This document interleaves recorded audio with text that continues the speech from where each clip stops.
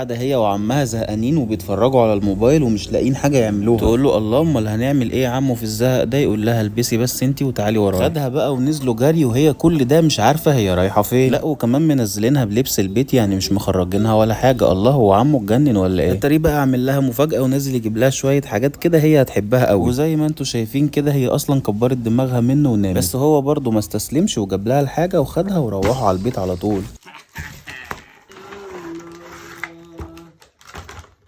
ايه ده؟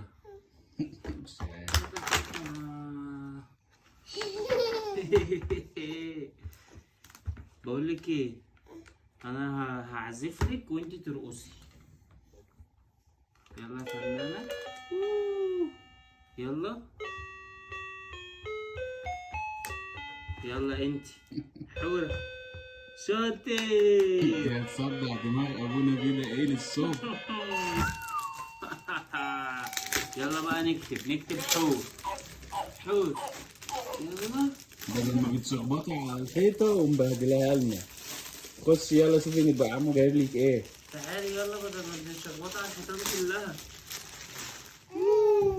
هي امسك كده كده، يلا شخبط. عالشاطر. تعالى نكتب حور، نكتب حور.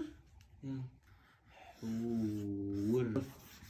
يا نهار ابيض بص الاسم يا بنت اللذينه. هتشخبط لكم على الحيطه بس بالقلم ده بسم بقى الله دي حقيقه.